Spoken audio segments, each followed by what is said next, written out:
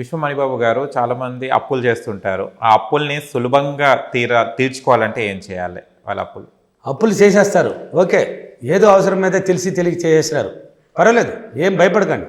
అప్పు ఉన్నవాడు ఎవరైనా సరే భయాన్ని తీసేయండి. ఫస్ట్ తీసేయాల్సింది భయం. ఆ రోజు అప్పు చేసేటప్పుడు ఏదో ఒక ధైర్యంతో తీసేవో లేదా, ఎలాగైనా కట్టగలను, ఎలాగైనా తీర్చగలను అని చేసేవో లేదా, ఆ ధైర్యాన్ని ఎందుకు కోల్పోతున్నావు? ఎక్కడికి పోయింది ఇప్పుడు ఆ ధైర్యం? ఎక్కడ? ఆ రోజు అప్పు తీసేసినావు, ఏదో ఒక దీని మీద తీసావు, ఇప్పుడు ఆ భయాన్ని తీసేయి, ధైర్యాన్ని పెంచుకో. ఈ ధైర్యం పెరగాలంటే ఓన్లీ మిర్రర్ వల్ల అవుతుంది. ఆ మిర్రర్ దగ్గర నీతో నువ్వు మాట్లాడు, నేను ఎలాగైనా సులభంగా తీస్తాను, నాకు ఏదో ఒక అవకాశం ఏర్పడుతుంది, నేను సులభంగా తీస్తానని పదే పదే అక్కడ చెప్పుకునేసి, అంటే అప్పులు ఉన్న వాళ్ళు మెయిన్గా చేయాల్సిన పనులు చెప్పిస్తాను చూడండి. అప్పులు ఉన్న వాళ్ళు ఎవరైనా సరే అప్పుడప్పుడు దాన ధర్మాలు చేయండి, అప్పుడప్పుడు దాన ధర్మాలు చేయండి. పక్షులకి చీమలకి ఆహారం పెట్టండి. పక్షులు ఉంటాయి కదా మీ ఇంటి పక్కన, ఏదో ఒక దగ్గర పెట్టండి. నువ్వు పిలవలేదండి, యూనివర్సిటీ కనెక్ట్ అండి. నువ్వు కావాలంటే ట్రై చేసి చూడు. నీ ఇంటి డాబా పైన కొంచెం చలి చూడు, ఒక రోజు కాకపోయినా 2 రోజుల తర్వాత 3 రోజులు వాలిపోయి ఉంటాయి.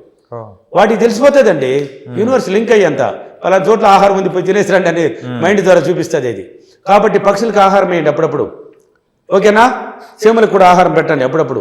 మీరు తింటారు కదా, తినేది వేస్టేజ్ ఉంటుంది కదా, డస్ట్బిన్లో వేయకండి, చాలా ఇంపార్టెంట్ ఇది. అప్పులు ఉన్నవాళ్ళు వేస్టేజ్ ఉంటుంది కదా, ఇప్పుడు అరటిపండు తింటావు, ఆ తోలు ఉంటుంది, నువ్వు అన్నం తింటావు, మిగిలిపోయిన టమాటాలు తొక్కలు ఎర్రగడ్డలు ఇవన్నీ ఉంటుంది, కొంచెం అన్నం కూడా కలిసి ఉంటుంది, ఎత్తుపో డస్ట్బిన్లో వేస్తే దేనికి పనికి రాకుండా మురిగిపోతుంది.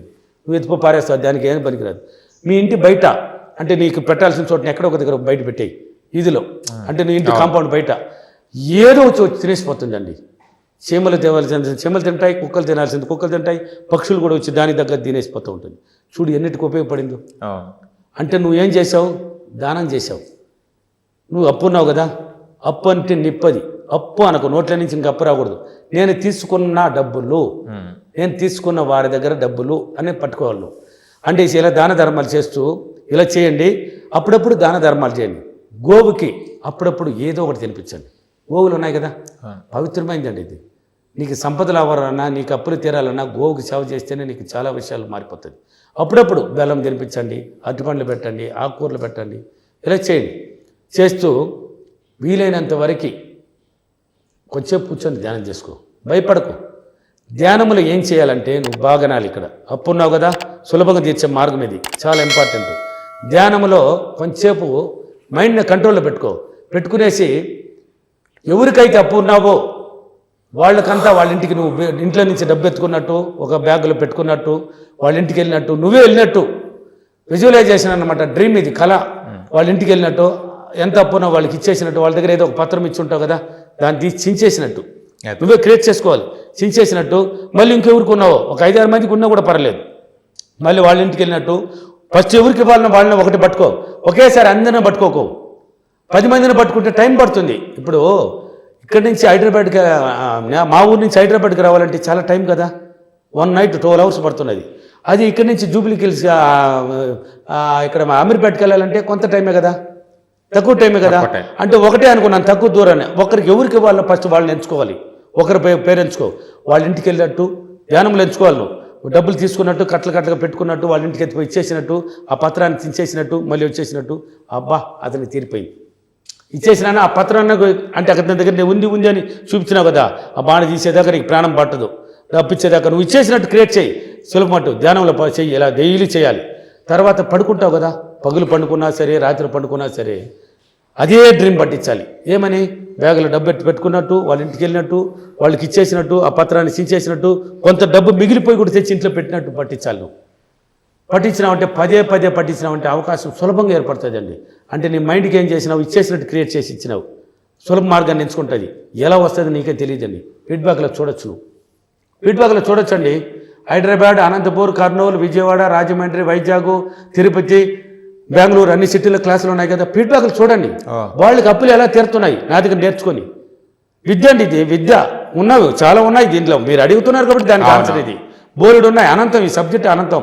ఇదంతా క్లాసులు అన్ని క్లారిటీగా ఉంటుంది. క్లాసులు అనేది ఏంటంటే ఒక 1 by 1 నువ్వు ఏం చేస్తే బాగుపడతావు నీట్గా చెప్పించబడుతుంది. నువ్వు అన్ని వీడియోలు చూసి చేసేదానికన్నా ఒక్కసారి గురువుని కలిస్తే పని అయిపోయాయి. అలా కాబట్టి ఇలాగైనా పట్టించినామంటే సులభ మార్గాలు ఏర్పడుతుంది. కొత్త వ్యక్తులు కూడా పరిచయం అవుతుంది. అకస్మాత్ ధనప్రాప్తి కలిగిన వాళ్ళు బోర్డు అనేది ఉన్నారు. ఎలా వస్తుంది నీకొద్దు, ఎలాగైనా వస్తుంది. ఎలాగైనా వస్తుంది అంతే. ఎలాగైనా ఈ పదాన్ని పట్టుకోమన్నాను, వీడియోలో కూడా చెప్పాను. ఎలాగైనా సులభంగా ఇచ్చేసినాను, ఎలాగైనా నేను ఇస్తాను, ఎలాగైనా నాకు వస్తుంది, ఏదో ఒక మార్గం ఏర్పడుతుంది అన్నప్పుడు వాళ్ళకి ఇవ్వడానికి అవకాశం నీ మైండ్ ద్వారానే వస్తుంది. ఎలా వస్తుంది నువ్వే ఆశ్చర్యపోతావు, రే నేను ఇలా అనుకోలేదే, నేను ఇచ్చినట్టే కదా అనుకున్నాను, ఈ మార్గం వస్తుంది అని. అందుకే ఊహించిన మార్గం అన్నమాట ఇది. అనుకోని మార్గాలు కూడా మన దగ్గర డబ్బు వస్తుంది, సులభంగా ఇచ్చేస్తావు, అప్పుల నుంచి బయటపడిపోతావు. అప్పు అనేసి దాన్ని కానీ పట్టించుకున్నావు అనుకో, 5 లక్షలు అప్పు ఉన్నది అనేసి 5 లక్షలు అబ్బా నాకు అప్పు ఉంది, ఎప్పుడు తీర్చేది నాయనా, వాళ్ళకి ఎప్పుడు ఇవ్వతానో దాక్కునేది, వాళ్ళని చూసి భయపడేది. ఎందుకు భయపడతావు? అప్పు అడుగుతున్నావు. తీసుకునేటప్పుడు ఇచ్చినాడు నీకు మంచోడు, అతను మంచోడండి, నీకు ఇచ్చాడు డబ్బు, అందుకని వాళ్ళని తిట్టకూడదు. అందుకే అప్పు ఉన్న వాళ్ళు ఎవరైనా సరే అర్థంలో నిలబడండి. ఎవరికైతే అప్పు ఉన్నారో వాళ్ళ పేరు చెప్పి అతను మంచివాడు, నాకు అన్ని విధాలు అనుకూలంగా ఉన్నాడు, అన్ని విధాలుగా అతను బాగున్నాడు అని అతను గుర్తు గొప్పగా చెప్పండి. అప్పుడు నీకు అనుకూలం మారిపోతాడు. ఈ నెల ఇవ్వాలి పోయినా కూడా వచ్చే నెల ఇచ్చినా వచ్చే సంవత్సరం పర్లేదు తీరా అంటాడు, అనుకూలం మారిపోతాడు. అతను తిట్టినామనుకో, దొంగనాయాలు వీడు ఎప్పుడు చూసి అడుగుతున్నాడా, వీడు ఇట్లా ఉన్నాడే అట్లా ఉన్నాడు తిట్టినామనుకో, దినం అడుగుతాడు. నువ్వు అడుగుతున్నావంటే దినం వస్తాడు నీటికి.